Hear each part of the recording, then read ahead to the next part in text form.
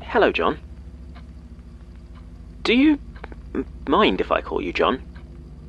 I mean, you don't actually know me. It's just, well, Archivist. It's so formal, isn't it?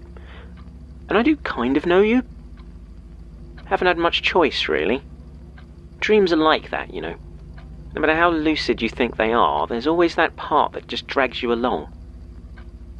Guess I don't need to tell you that. At least, not right now. I wish I could tell you why I came here. I wish I knew why I came here.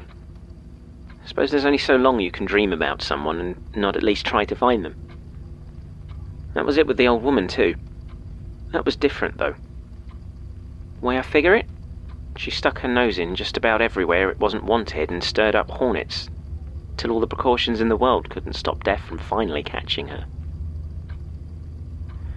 If I'd have known more back then, I'm not sure I'd have bothered trying to warn her. Still, you live and learn, don't you? Sorry to go on. I don't talk to many people these days. Putting my thoughts outside myself, it gets a bit clumsy. Be easier if you could talk back, right? Ask me questions and just have it tumble all out. But no, it's just me. Wish there was a better way, but touching someone's mind, it's not as simple as that, is it? Doesn't always make things clearer, you know? Still, I gave the old woman a statement, so maybe I owe you one as well. That's how it works, right? Give you a terror, give you a dream. It's not like I don't have them to spare. Let me tell you about how I tried to escape. So, my name is Oliver Banks. In my other statements, I use the name Antonio Blake. But I don't really think either name has much meaning for me anymore. It's been almost 10 years since I first started dreaming about the deaths of others, seeing those awful veins crawling into them, into wounds not yet open or skulls not yet split. People who are about to die. Every night I watch as they snake up and into throats about to choke on blood or urging into hearts about to convulse. I've come to terms with it. I've learned to live with it. But about 2 years before I came to your institute, something happened. Something I didn't want to talk about. Didn't even want to think about. I started to see them when I was awake. It was subtle at first, so quick I could pretend I hadn't seen. Just a second of them webbed over the face of a drunk old man stumbling into his car. A chain smoker exhales, and just for a second I catch one dangling from his mouth before it slithers back inside. Crossing a bridge and I might see one snaking along the road and over towards the railing. Looking back now, I feel like an idiot, trying to pretend I was imagining it, that I was just tired or whatever bull I told myself. It started to happen more often, and I began to avoid the places that I visited in my dreams. I sort of knew, you see, that not all of the chords would have faded when I woke up. I still remember the first time I tried to touch one. In my dreams the night before, I had found my way back to my own street. I don't know why I did it. I knew it was a stupid thing to do, walking past my own home in a dream, but maybe I wanted it this way. I mean, when I stepped out the building that morning, I didn't turn towards the bus stop like I always do. I turned right instead, and walked over to the little alleyway where I knew, sometime in the next week, a young woman was going to have a fatal aneurysm. And there they were, on the concrete, like a starburst of fleshy roots, spreading and reaching out from the spot where her head was going to hit the ground. They moved just like in the dreams, throbbing and pulsing. I had to take a moment, just to be sure, just to be completely sure that I was awake. Felt like I was staring at it for hours, but I don't think it was much more than a few minutes. They didn't fade, didn't vanish, and there was no way for me to pretend that they weren't there. So I reached out my hand and tried to touch them. You know what's weird, right? In all my years of being what am I? Deaf prophet? Whatever. I had never actually touched a corpse. Hardly ever seen one in real life.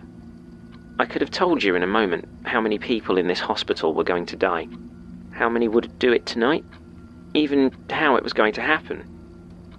But I had never once actually come up close to a dead body. I always assumed they were cold. Not quite damp, but sort of clammy. And still. This was like ice. No, colder than ice. The sort of cold that just cuts right through you. It was soft and rubbery, squirming when I pressed on it and recoiling from the tip of my finger. I'd never felt anything as cold as those veins. It was so patient. It made me think of those winter mornings when I was a kid with no snow, just frost and frozen mist over everything, keeping the world in place, curling you up into yourself and quietly waiting for you to lose your footing, to slip up and fall. Snap. It made me think of dead worlds floating out into space, places that didn't know and didn't care that life even existed. It made me think of mortality, like the seconds that were dragging me to the grave were being pulled out of me. And the worst part was that somewhere in me, I liked it. Underneath all that awful fear, it felt like home. After that happened, they wouldn't leave me alone. I could see them spreading, see them growing. Even when I went to your institute, tried to warn her, I could see them crawling through the corridors towards the archives. They never got quite as big as they were in my dreams, but it wasn't long before I was seeing them all the time. I tried to avoid them, of course I did, but sometimes I didn't notice and I would brush against them. Never mattered what I was wearing, cold would just cut through it like a razor. I wanted to escape. I needed to. I became obsessed with trying to find somewhere with fewer and fewer people. Moving out of the city helped, but, well, people still die in the countryside.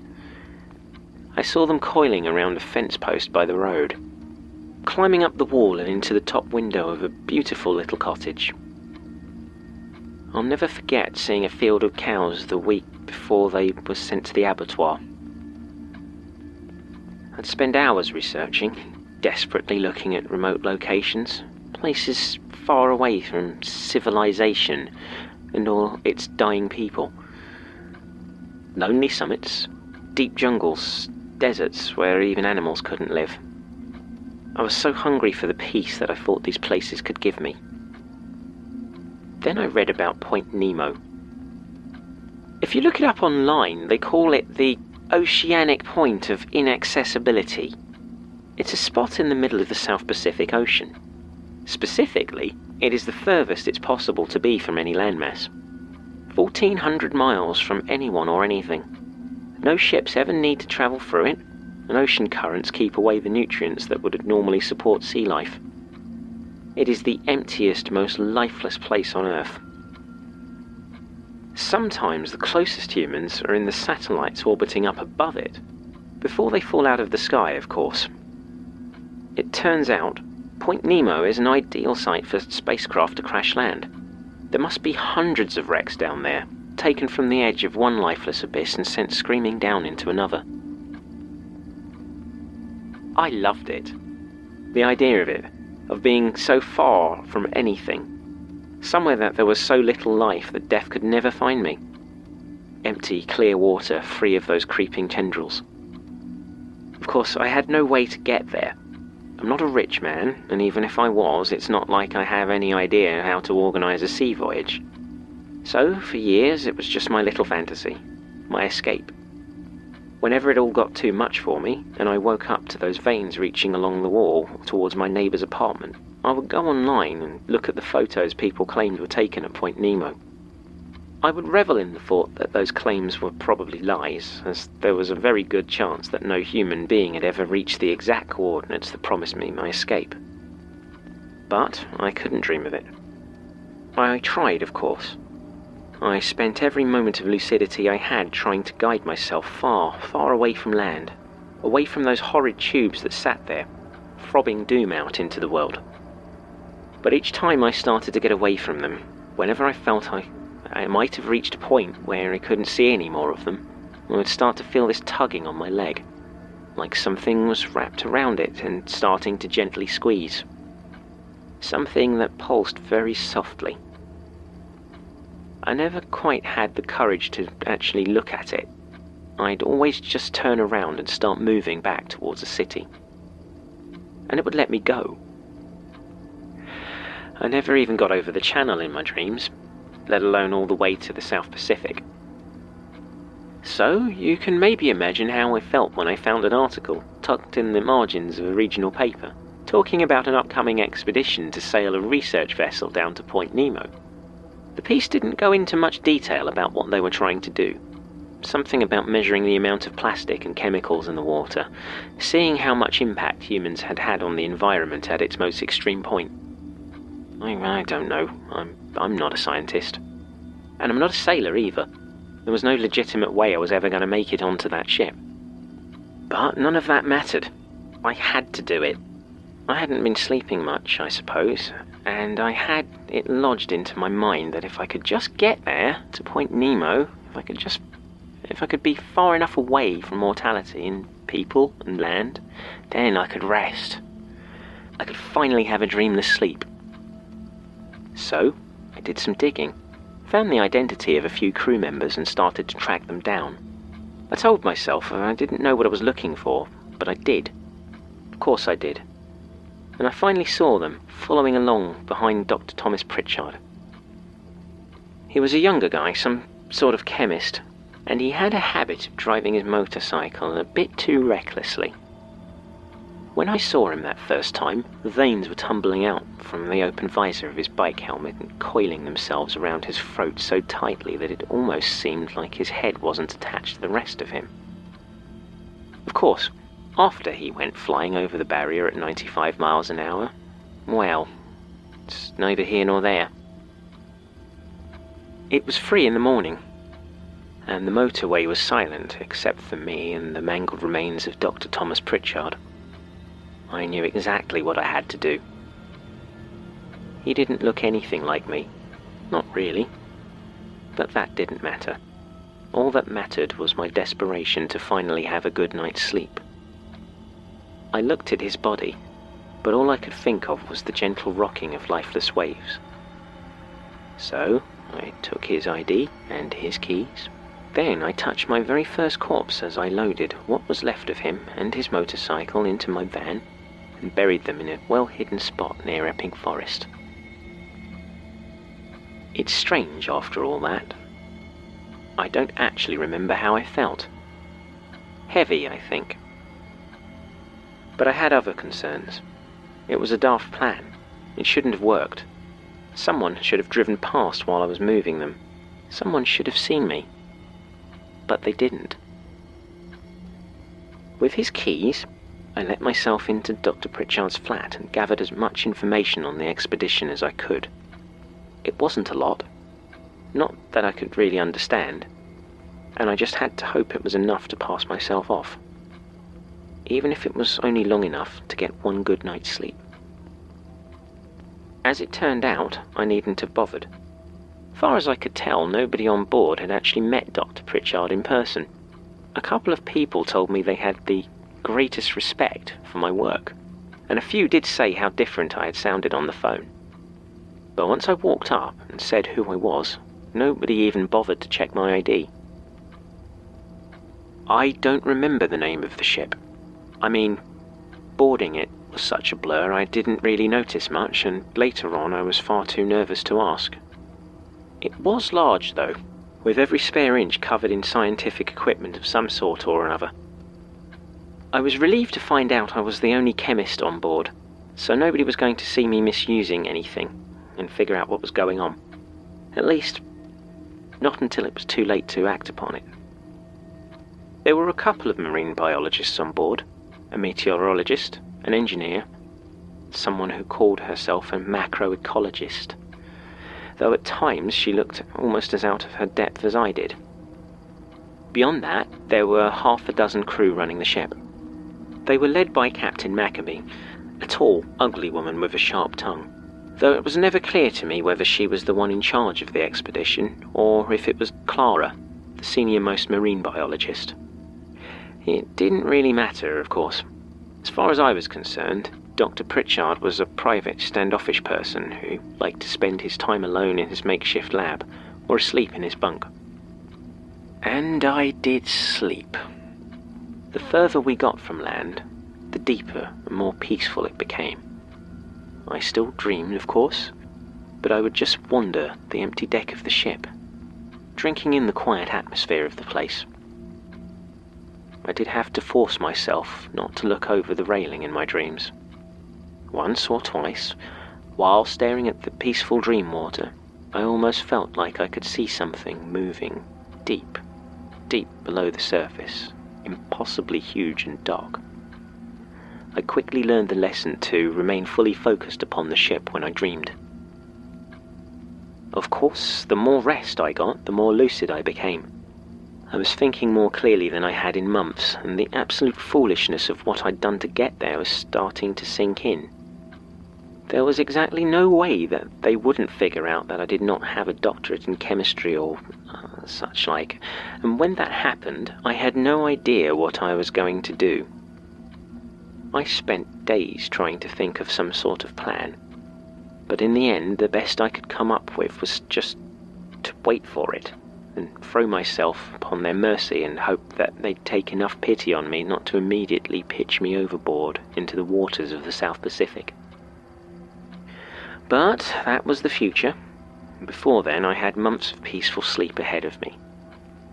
Then I had weeks, then days. The ship kept going, powering on towards a destination I wasn't completely sure I still wanted. I started to wander the decks in my waking hours as well as my sleeping, staring at the horizon.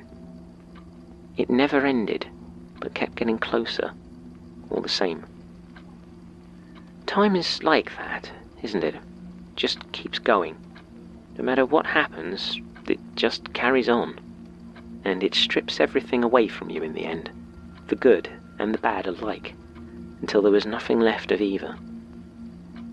This too shall pass. All good things must come to an end. Memento mori. As soon as I woke up, I knew we had finally reached Point Nemo.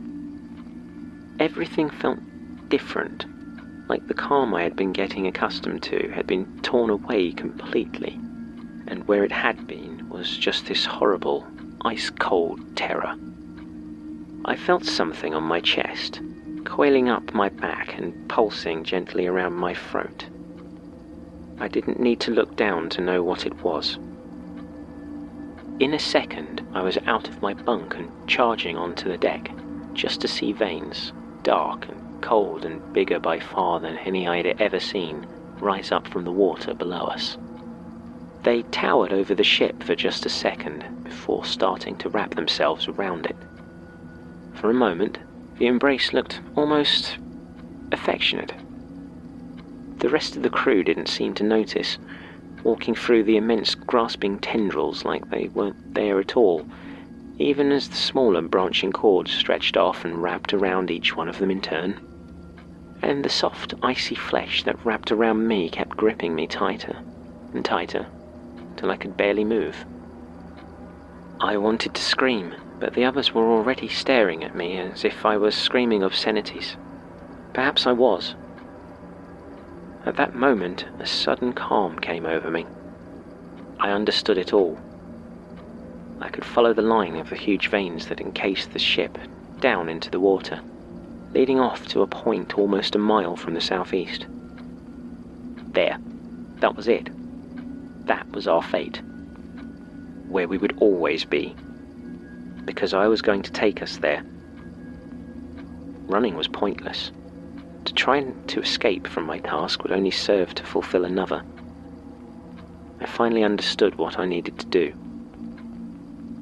I couldn't steer a ship myself, of course, but there were plenty of other people on board who could, as long as I could persuade them, which I did, to a point.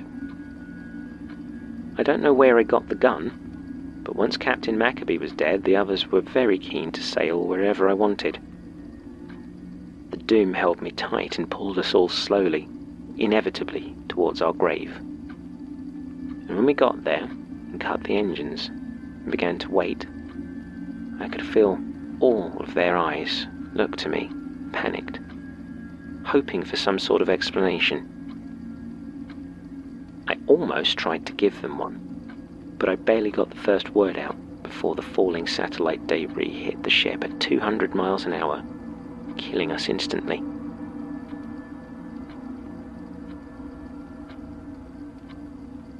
Right. That's it, I suppose. Maybe you heard me. Maybe you'll dream. Then again, maybe I just wasted my breath. But I don't think so.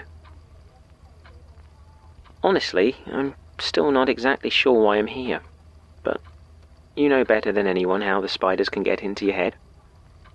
Easier to just do what she asks. The thing is, John, right now, you have a choice.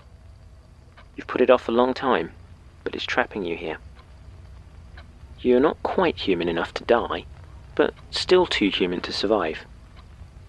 You're balanced on an edge where the end can't touch you, but you can't escape him. I made a choice. We all made choices.